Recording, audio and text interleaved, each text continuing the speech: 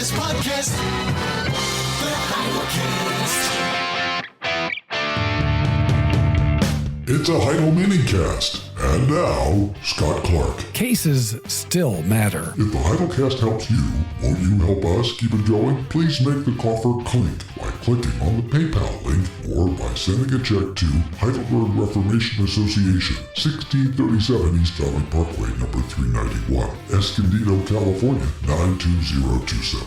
Did you know that you can subscribe to the Heidel blog? All you have to do is go to heidelblog.net, and on the left side of the homepage, there is a white box. And you type in your email address, and you hit subscribe. And we will send you once a day one email that has links to everything that is on the Heidel blog that's new for that day. We don't do anything bad with your email. We don't sell it to anyone.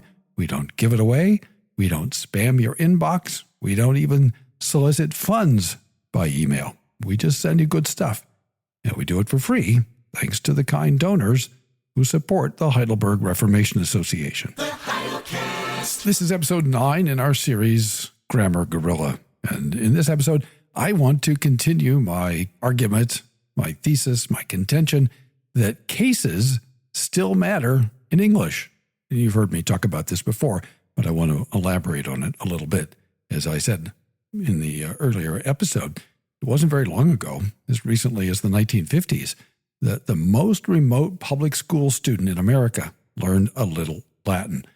My mother was educated in a village in southwestern Kansas. She learned a little Latin. My mother-in-law was educated in a village in central Nebraska, and she learned a little Latin. But in the 1960s and 70s, Latin went the way of phonics, which, by the way, was a highly effective way of teaching students how to read for themselves, but which was replaced by the whole language, whole word approach, or the stupid see and say method, which has led people not to be able to read. Anyway, it went the way of phonics because teachers and administrators no longer themselves understood and thus were no longer able to articulate the value of learning Latin. And part of what killed it was the death of memorization. It also died about the same time. Why do I complain about this? Well, because when Latin was removed from school in favor of who knows what, we lost an important tool for understanding the English language. As an undergraduate, I was told that even though English is a Germanic language, about 60% of English has Latin roots. I haven't researched it, and that may not be entirely correct, but the person who said it to me was a highly distinguished and well and widely published linguist. So I didn't have any reason to doubt him.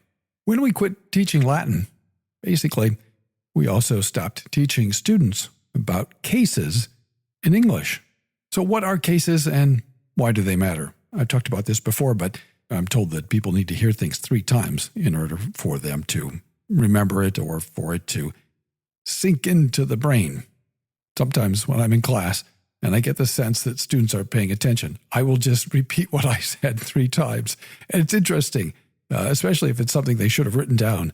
I'll repeat it again, and then they sort of look up, and then I'll repeat it a 3rd time, and they'll start writing it down. So at least in my experience, there's some truth to that axiom that people have to hear things 3 times. And sometimes, right in a row in the same 60 to 90 second period.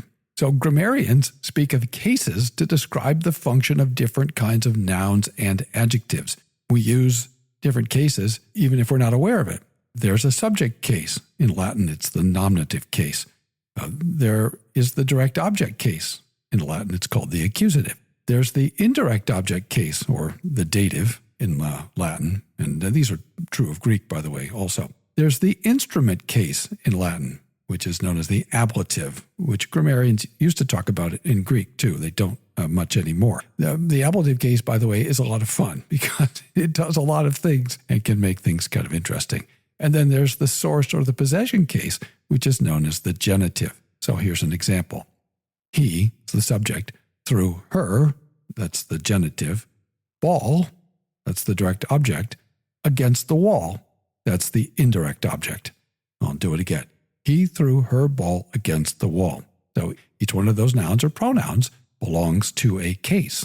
We don't talk about that anymore, but it would help if we did. because it would improve our English dramatically. We express these cases in English by distinguishing, for example, the form of pronouns. We use he and she for the subject case. We use him and her for object cases. Using them correctly helps to avoid needless confusion.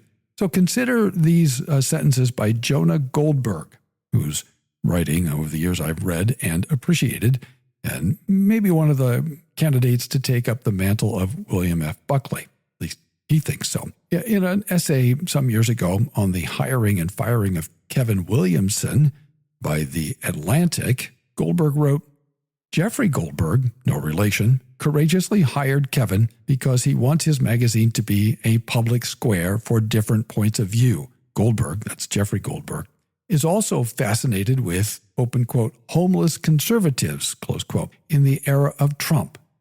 Kevin is a critic of the president, even more so than me. Now, that's interesting.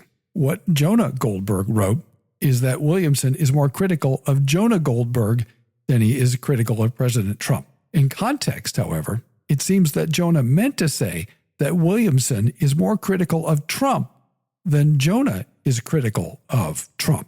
We infer that from the context. Call or text now 760-618-1563. Whether Williamson is critical of Jonah is relatively immaterial to the argument, but whether he is even more critical of Trump than Jonah is critical of Trump is material to his argument.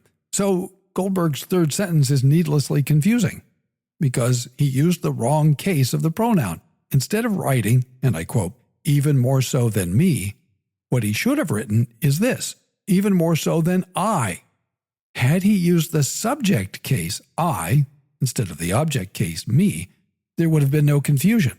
But because he used the object case, me, instead of the subject case, I, the reader, in this case, I, had to reread the sentence several times to determine his intent, his meaning. Why did Jonah Goldberg use the wrong case?